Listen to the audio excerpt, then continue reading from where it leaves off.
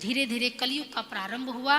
कलयुग में असुरी वृत्ति बढ़ती गई, पाप बढ़ता गया। तब उद्धव जी महाराज भगवान से भेंट करते हैं और उद्धव जी महाराज कहते हैं भगवान से कि प्रभु, अब आप तो चले जाएंगे तो धर्म की रक्षा कौन करेगा, धर्म को आगे कौन बढ़ाएगा। तब श्री वेद व्यास जी द्वारा रचित श्रीमद् भागवत महापुराण में साक्षात भगवान प्रकट हो जाते हैं और साक्षात भगवान प्रकट होकर उद्धव जी को ये संहिता देते हैं और कहते हैं, उद्धव, जो भी भागवत महापुराण को कहेगा सुनेगा वो प्रत्येक व्यक्ति धर्म की रक्षा करेगा और इस भागवत महापुराण का प्रचार करो। उद्धव जी महाराज वो भागवत महापुराण प्राप्त कर लेते हैं। अब श्री सुखदेव मुनि राजा परीक्षित को कथा सुना रहे हैं तो यहाँ एक भगवान के पौत्र थे जिनका नाम है सांब। वो एक स्त्री का वेश बनाकर आते हैं और स्त्री का वेश बनाकर दुर्वासा ऋषि के पास आए और दुर्वासा ऋषि को कहा कि महात्मा ने ये बताइए कि हमारे गर्भ में लाला है कि लाली है। दुर्वासा ऋषि ने क्रोध में आकर कहा कि तुम्हारे गर्भ में ना लाला है ना लाली है, तुम्हारे गर्भ में लोहे का मूसल है जो पूरे 56 करोड़ युद्धवंशों को समाप्त कर देगा। सांब को यह श्राप मिला। धीरे धीरे कलयुग का आगमन हुआ और इस कलयुग में बलराम महाराज की भी हत्या हो गई। धीरे धीरे जितने भी भगवान के गण देवगण इस मृत्यु लोक में आए थे वो सब अपने धाम जाने लगे। सांब को श्राप मिला।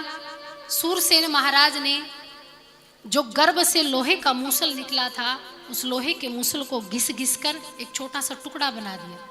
उस टुकड़े को नदी में फेंक दिया और उस नदी में एक मछली ने उस टुकड़े को निगल लिया और उस मछली को एक मल्लाह ने पकड़ा, एक शिकारी ने पकड़ा। उस मछली को जैसे ही चीरा तो वो श्रापित टुकड़ा निकला। उस टुकड़े को बाण में लगा दिया गया, यानी उसका अग्रभाग बनाया और तरकश में डाला और शिकार खेलने के लिए चले गए। और वही शिकार खेलने के लिए गए जहां पर भगवान श्री हरि विश्राम कर रहे थे। वृक्ष के नीचे भगवान श्री कृष्ण बैठे थे। उनको पता था कि मैं एकमात्र बचा हूं, अब मुझे भी इस धराधाम को छोड़कर जाना है। तब भगवान श्री कृष्ण बांसुरी बजा रहे थे, वृक्ष के नीचे बैठे थे। तो वही जरा नाम का व्याध आता है और ये जरा कौन है? त्रेता के सुग्रीव के भाई राजा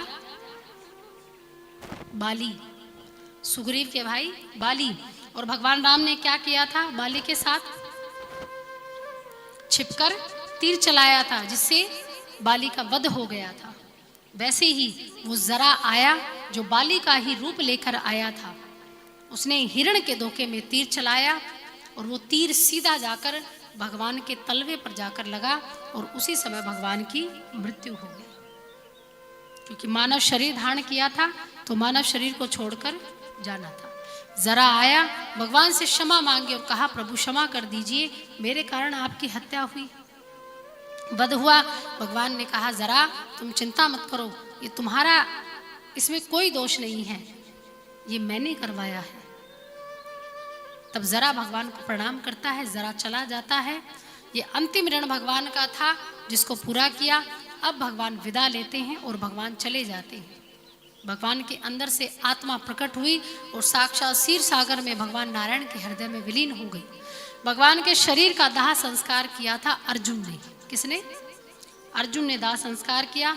भगवान के सभी अंग जल गए लेकिन हृदय नहीं जला। और आज भी वो हृदय कहाँ है जानते हैं? जगन्नाथ जी में। कहाँ है? जगन्नाथ जी। तो आज भी भगवान जगन्नाथ जी के अंदर सुरक्षित है। तो साक्षात जगन्नाथ जी भगवान का ही रूप कहे जाते हैं। तो भगवान का हृदय जगन्नाथ जी के रूप में है। बोलिए जगन्नाथ जी भगवान की।